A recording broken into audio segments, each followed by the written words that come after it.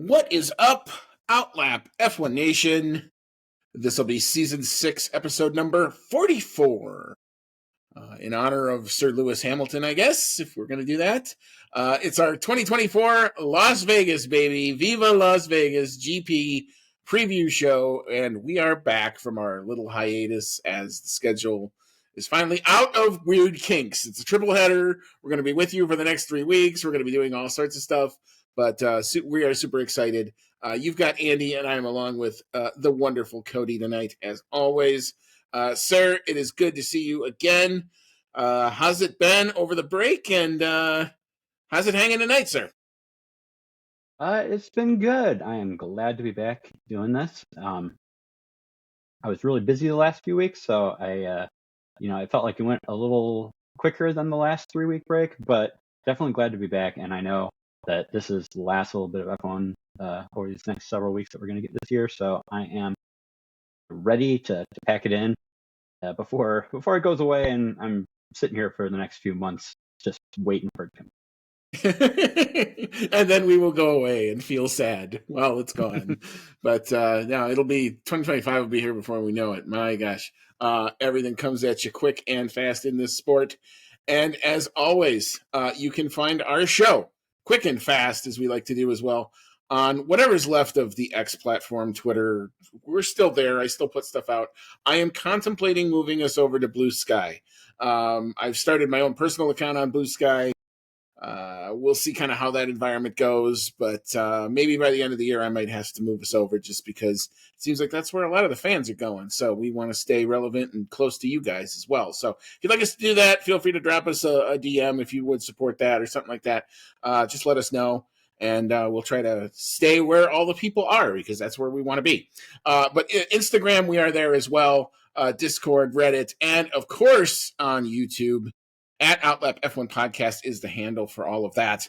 You can see our link tree in our show notes to find all of our content wherever we put it.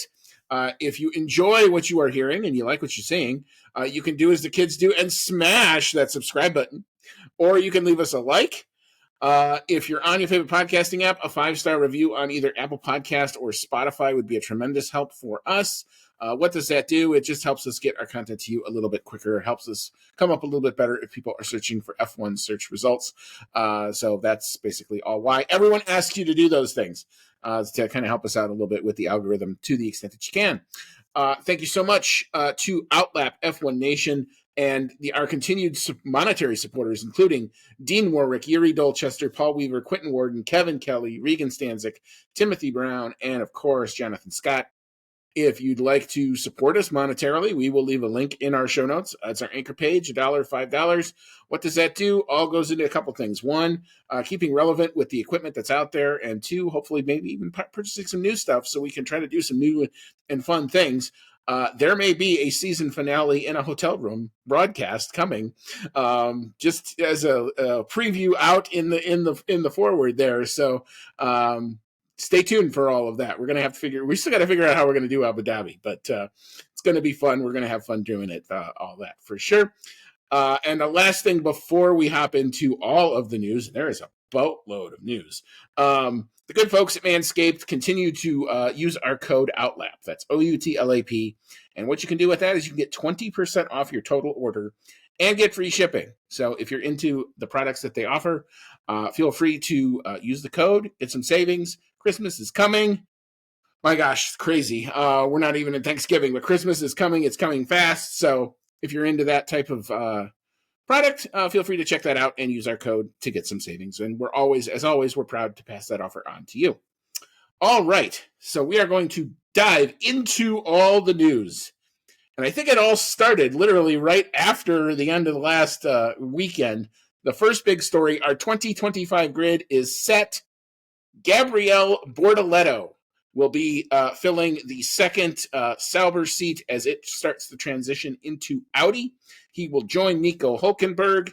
He is released from his McLaren Junior program contract. He is currently the F2 leader, so he has a little bit of more work he wants to do before he moves on up. But unless anything else changes, this will at long last complete the 2025 grid as we know it. Sergio Perez, Sergio Perez, Sergio Perez, maybe.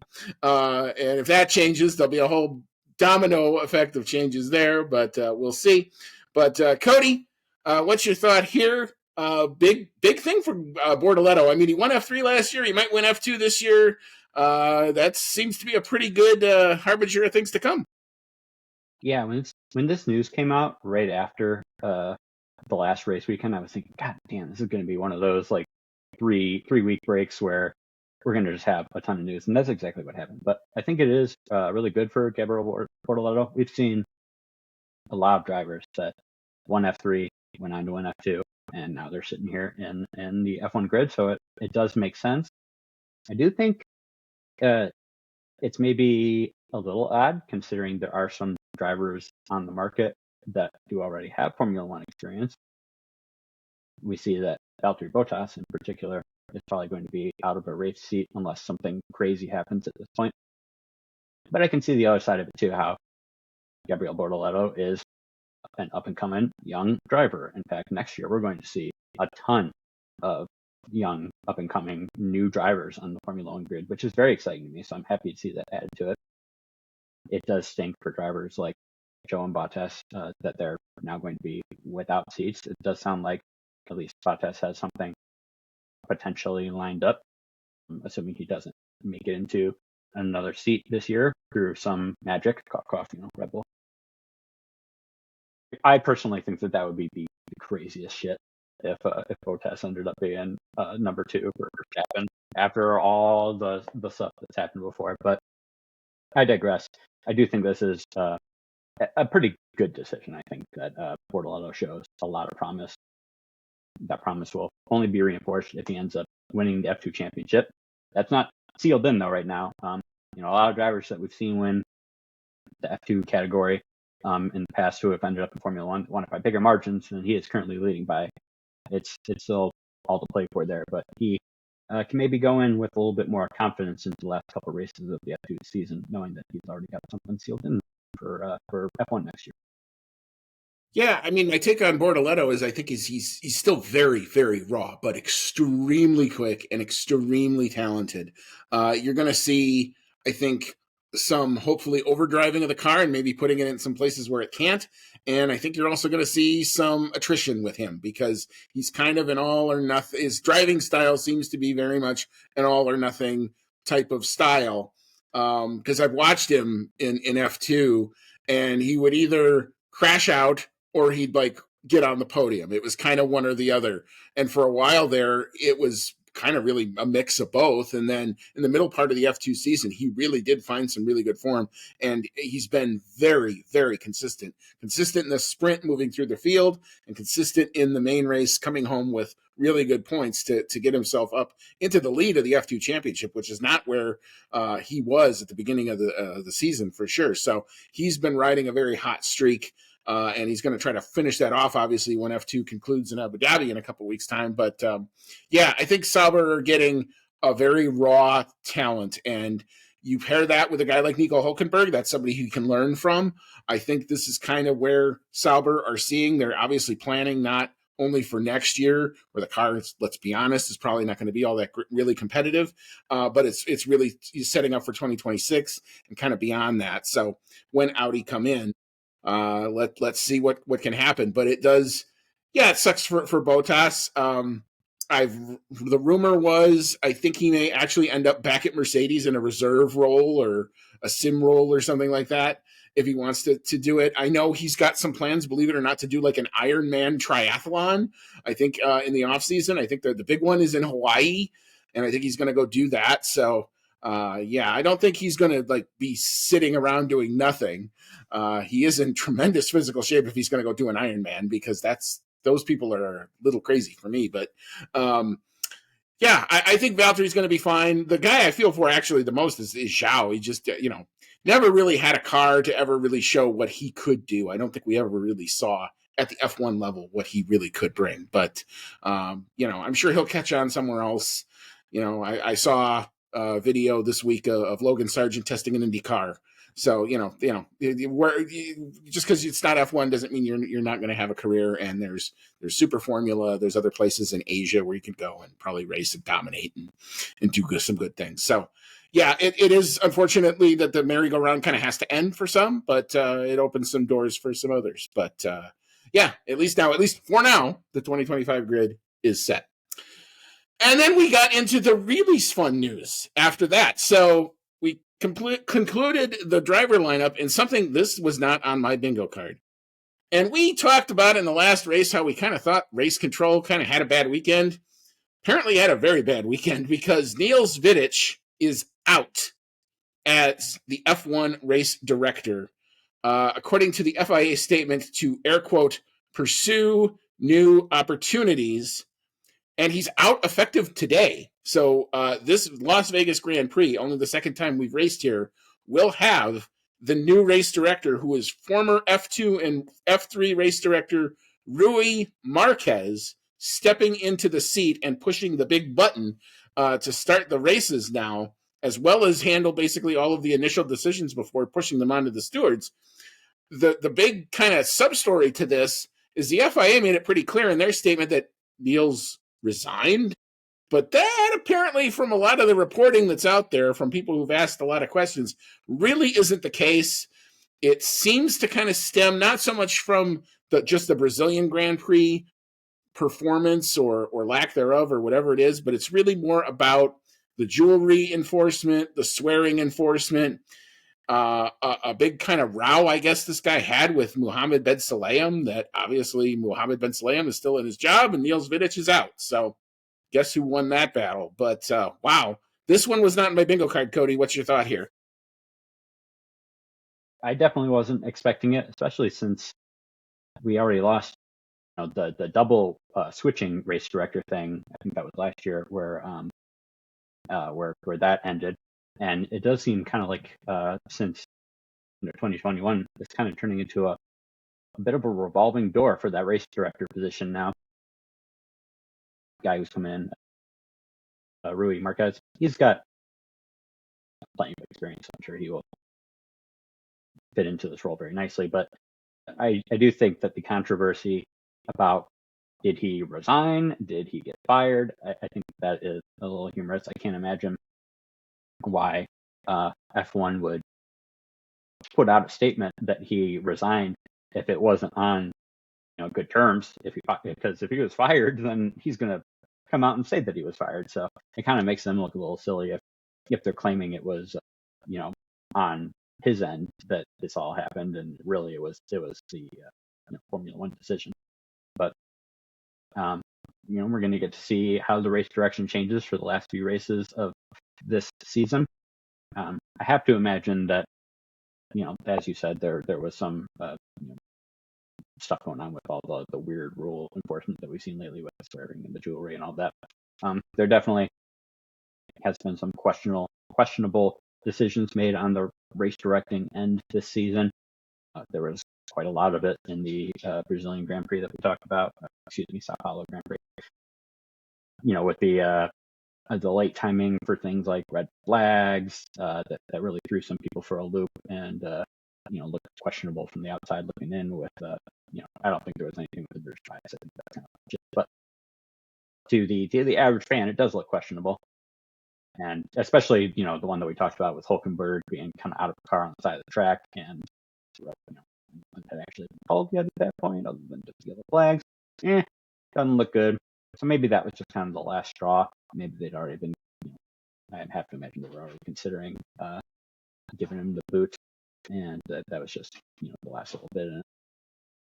Yeah, I mean, you have that against the backdrop of this letter. I didn't even put this in the document, but the GPDA, remember them, George Russell, who is the chairman of the current form of the GPDA, penned a letter to the FIA president basically about all the swearing stuff, and basically told him, look, start treating us like adults here. We're not children. We don't need to be, spoken to in those types of terms, which was a very strongly worded thing to come out again, while of course everybody was not racing. But you have that, and then this decision, and it is kind of one of those, something to me does not add up. other than maybe Niels Vidic was just stressed out, and maybe that's what'll come out in the end of it. But if it's not that, it's very weird to have a change this significant as to, within the FIA with 3 rounds to go. I mean, why not just wait till the end of the year and say Niels goes out to pasture, we thank him for his service, blah blah blah.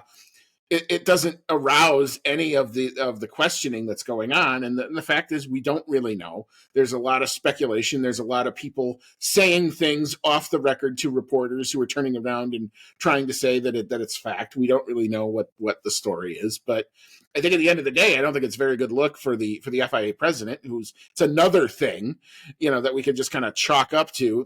You probably didn't handle this as good as you could have. Add this. I think this is number 5 on this season. But anyway, well, we're going to see what the new guy does.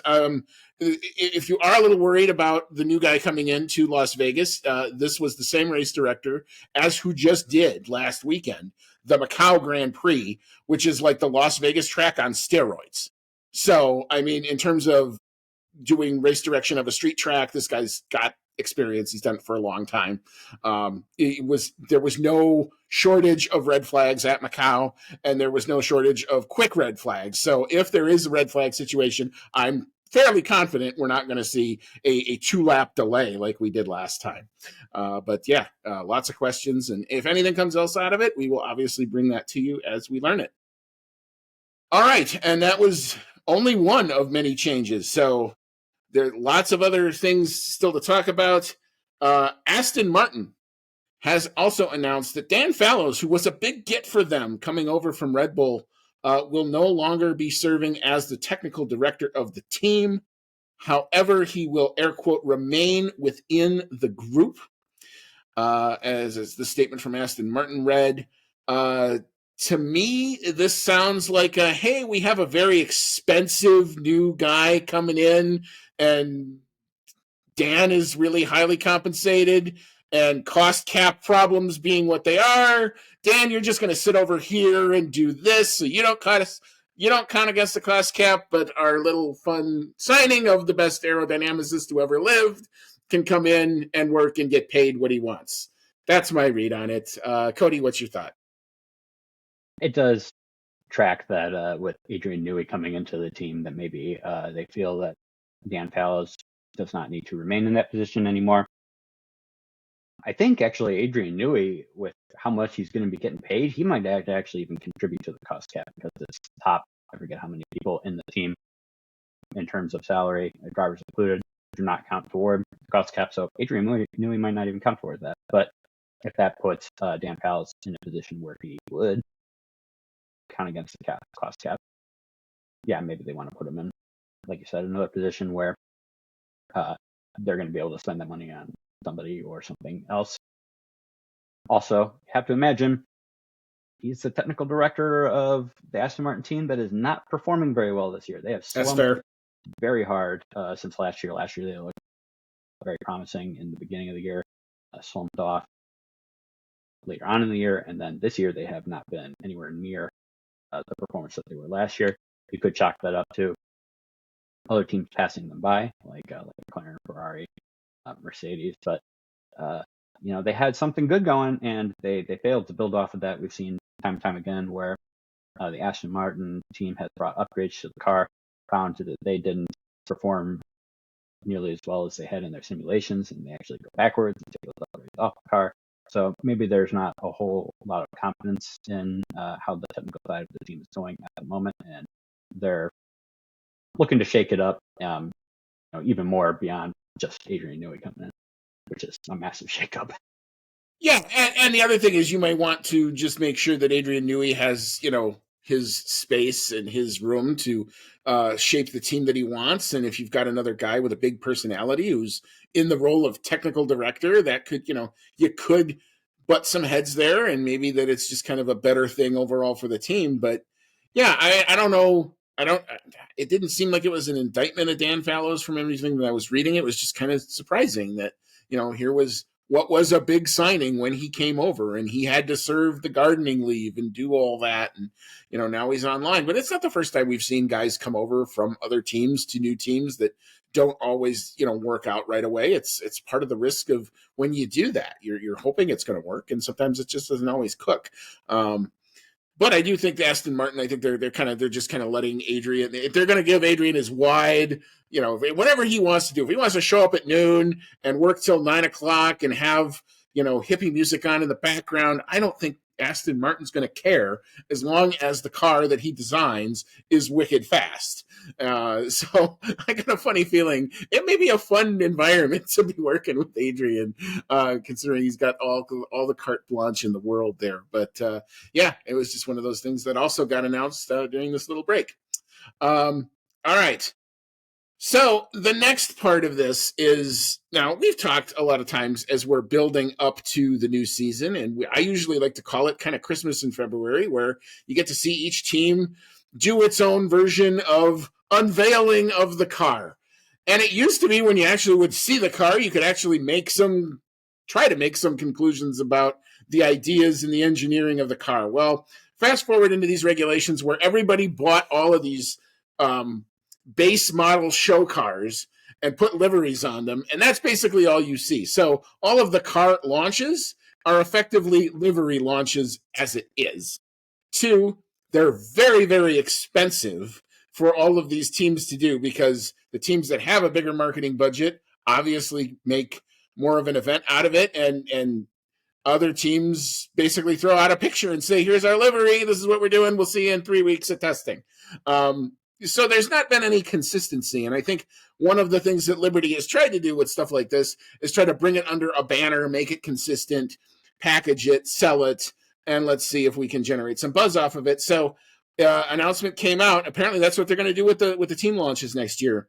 Because this is also the 75th anniversary of Formula One, they're going to host the first ever launch event in the London O2 Theatre, which will have all 10 teams, all of the drivers, all of the team principals, plus a litany of entertainment yet to be announced to kick off the sport's 75th anniversary year.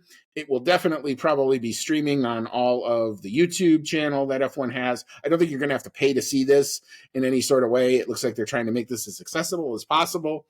I've heard that the way the tickets got dropped did not go very well if you were just the regular Joe trying to buy a ticket. I did see the resale market got a little crazy on it, but we've seen that happen before with a lot of stuff. But, that's just kind of how it goes. But, Cody, thoughts on this? No more 2-week thing, all in one event. Better, worse? What's your take? Ticket prices going crazy in Formula One? No, we don't know anything about that. Nothing No. like, the race that they're about to go to, I think we're going to have to see how this goes for me to decide if I like it going this way or not. I think Liberty Media probably looked at this and sensed an opportunity to, make this into a big show, really drum up that excitement for Formula One before the season starts. And they thought, doing this big spectacle would be a good way to do it. Being that it's the 75th anniversary, it's a good time to test something like this out. And I think generally it will be a good thing, especially for the teams that you said have a smaller budget for putting on this type of show. I think we will see more from those teams, which is good, more representation. It does feel a little weird that it's going to be all in one day, because part of what I like about it in February is, since it's kind of like spaced out with different teams doing their thing on different days, you get like a little bit of like a little taste throughout the entire month leading into testing, and now it's just going to be all at once. I kind of like getting my little taste every day going into that, but we'll just have to see how the show goes. Do I think we're going to see more of an actual representation of what these cars are going to be beyond just livery reveal? I don't know. It depends. They must have. I can't remember. Is it going to happen pretty much right before testing, or is it going to be earlier on? It's, I think, like 2 or 3 weeks before. Okay. So I think it's probably then going to be more of the same with just the livery reveal. That's a little too far away from testing to actually see a real car. So if you were hoping that out of this event you were going to see more actual design cars that are representative of what we're going to see on track, you're probably going to be disappointed. But at least it'll be a spectacle, and I will definitely be watching it. Yeah, I mean, it does take some of the black market of the car reveal away, which I think inherently is a good thing, because I cannot tell you how many times the launch is in an hour and here's the leak picture of the car, that might or might not be real, and then you don't know, and then it turns out to be real, and then it's like, okay, well, that was kind of disappointing, because what's the point of lifting the cover up if you already know what's underneath it? So in that, it's probably good. You're not going to see any. I'm almost positive you're not going to see any actual real cars, because it is so close to testing. I don't think you're going to see anything of technical prowess until the morning of testing. So, like, the hour before testing is when you're going to get that. If you want to get your pictures with the funny arrows pointing at suspension and rear wing and front wing and that kind of stuff, you're probably going to have to wait till then to probably see it. I actually didn't mind the little snippets in the morning, like wake up and like, oh, here's Sauber, here's McLaren, here's, Ferrari, here's Red Bull, doing it. And they all kind of did it in their own kind of unique way. You got a little bit of personality out of it. I think this is going to be a lot more packaged. It's going to be a lot harder to read what the teams are feeling, because I think they're going to try to prop it up as optimistic across the board. But if you are keen to watching something like this, like I will be, I would watch body language. Watch the body language of the drivers when they're not getting talked to directly on camera. What are they doing? Are they interested? Do they look kind of nervous?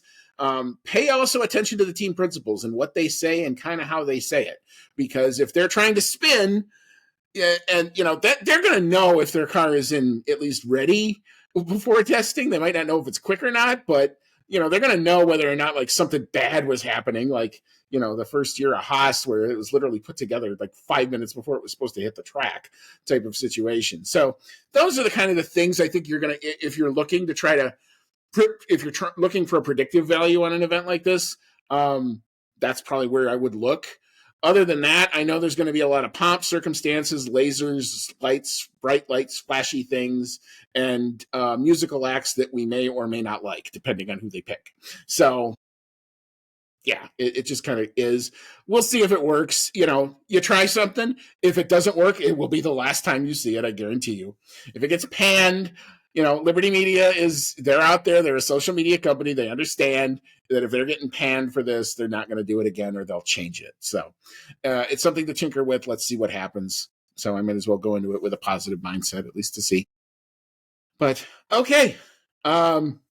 Speaking of actual technical changes, we did get another bit of news. The Alpine team, and we talked about this kind of at length actually on this show, where they were evaluating whether or not they want to keep the Renault power unit. They then decided that they were going to check the Renault power unit, and now they've made it official. They have signed with Mercedes, so Mercedes will supply Alpine with a power unit and gearbox moving into the 2026 regulations. The hot rumor with this is that even possibly that the Alpine name might be going away, and it could be replaced with high-tech branding later on down the line. Nobody is saying that very loudly, but we do know that the Alpine team principal is now Ollie Oakes, who was the high-tech guy. So we'll have to see kind of where this all goes, but it does kind of suck again that Renault is going to be completely out of the sport, and but perhaps it's progress. We've seen Alpine show some better form of late. Maybe this is on the road to recovery.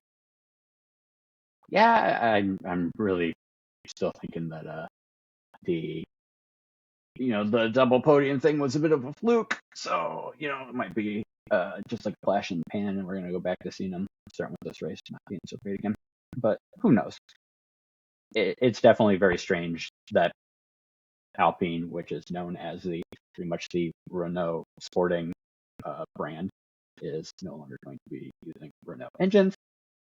Who knows? They might actually have more success with Mercedes engines, especially going into these new regulations where all the engines are going to be shaken up.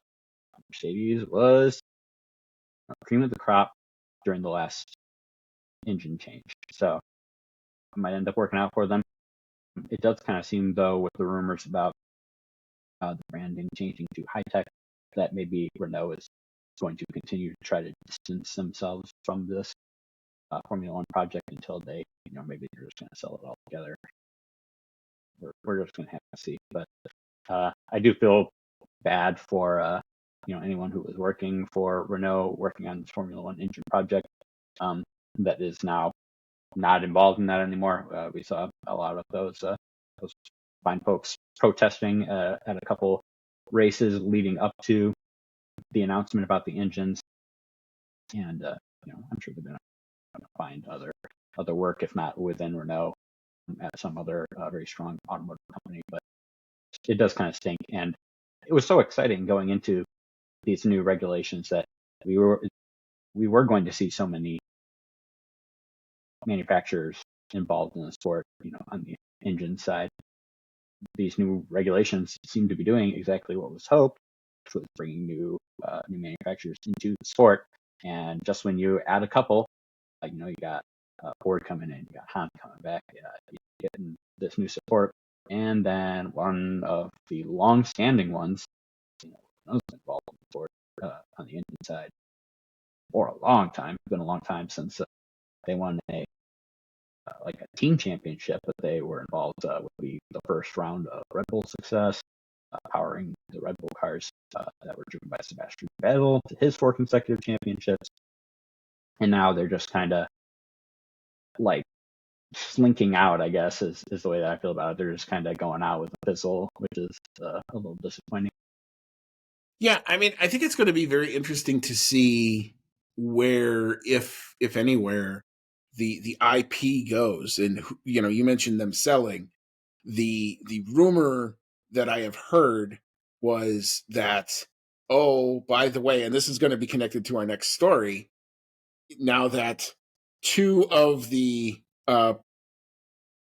what would I say, opponents in the Andretti saga, one being Michael Andretti no longer being there, and now, as I go into the next story, Greg Maffei from Liberty, who was vehemently opposed to the Andretti bid, is also going to be stepping away.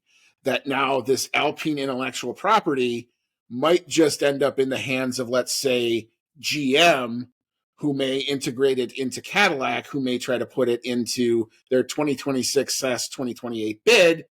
Does that potentially create a path for Andretti here? Because as I've already mentioned, Greg Maffei from Liberty Media is going to be stepping away.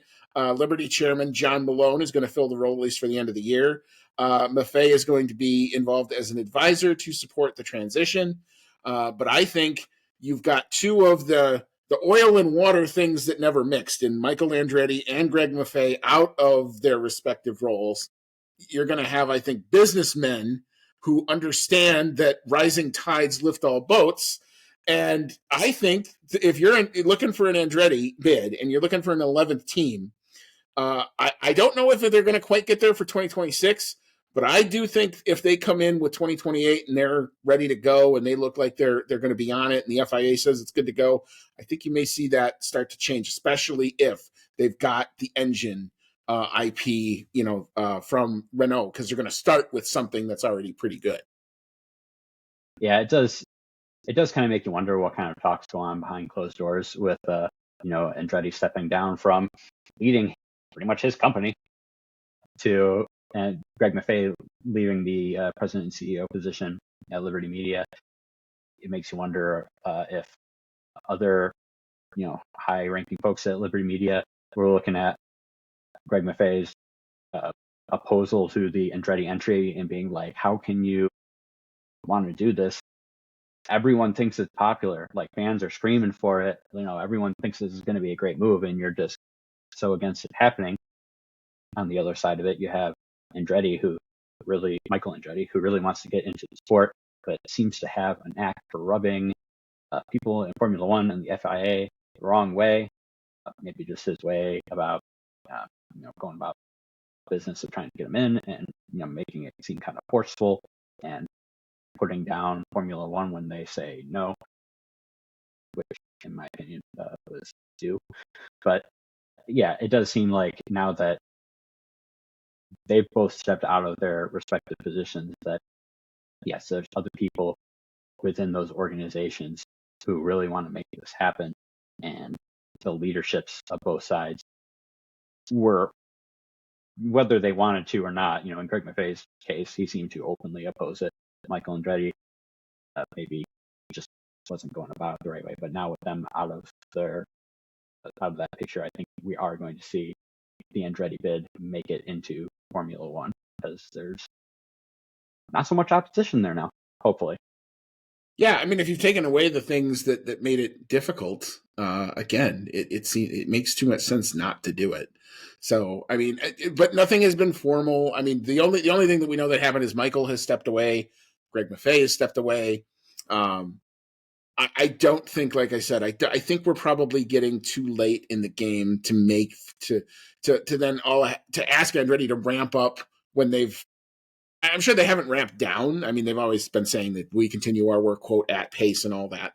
But I'm pretty sure their target is a 27, 28, entry. But that having been said, if somebody was to say you got the green light for 26, I'm sure they're going to take that. But I do think there is now a path where before I saw little to no path, and and then Andretti tried to drag him in front of Congress, and Andretti Global tried to take him to court. I don't think you were ever going to force the hand there. So it's probably better to get the combatants out of the room and let some rational, cooler heads prevail, and let's see if this gets done. But I think this is a step in the right direction. If you are one who is looking for Andretti Global to come in, these two seemingly not connected events, I think, are steps in the right direction. All right, our last two stories before we hop into our Grand Prix this weekend involve the calendar, and these were some things that we've commented many times about how the calendars just sometimes don't make no sense. Well, looks like they're trying at least to make some inroads on that. The first story, Monaco, whether you love it or hate it or whatever, it's going to be around. It's been around forever. It's going to continue to be around. It has re-upped its contract with F1 to stay on the calendar until 2031. However, there is a twist to this. Historically, the F1 calendar was always built around Monaco. Monaco was the fourth weekend in May. You started there, and you built your entire calendar around Monaco from there.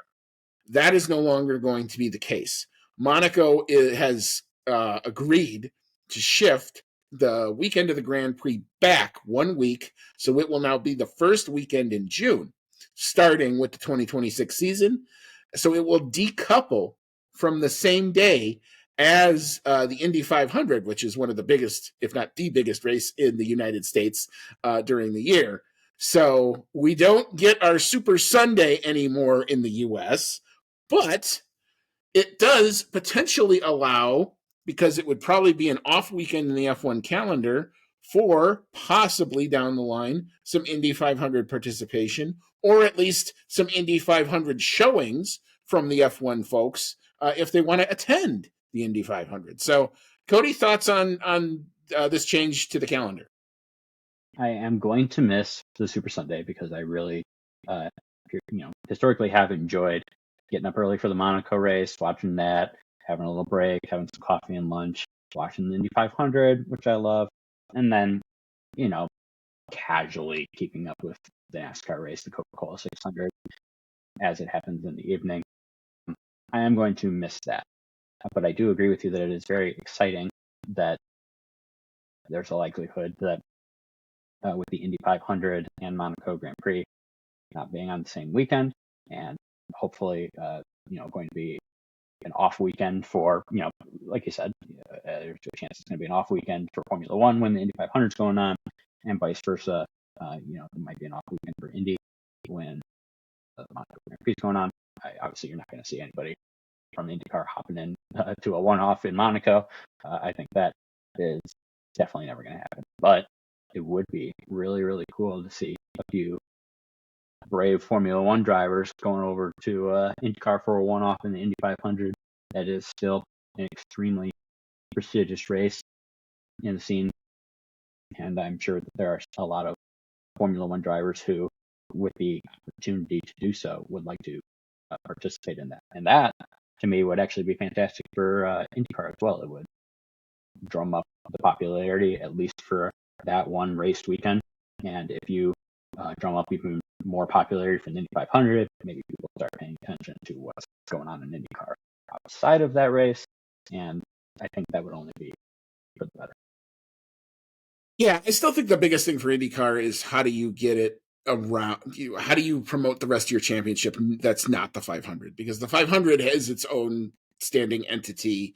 It has its own kind of set of rules. It kind of almost sits apart from the championship, even though it is an integral part of that championship, which I think makes it very much a unique event. But and I do love everything about the month of May at Indianapolis, just from the qualifying and the unique way that you have to do that to maybe bumping yourself in or not making the field, seeing real jeopardy and real drama and seeing big names sometimes not make it. We saw Graham Rahal get bumped. We saw Fernando Alonso in one of his attempts get bumped, from the Indy 500 field there. So if there is an F1 commitment from a driver, it's going to have to be for more than, it's definitely going to be a scheduling thing to try to make it work, because one, you probably need to get as much practice time as you can to really ramp up to the Indy 500, because I don't think even a guy as great as Alonso didn't just come in and do it in the first 5 laps. He had to ramp up to it.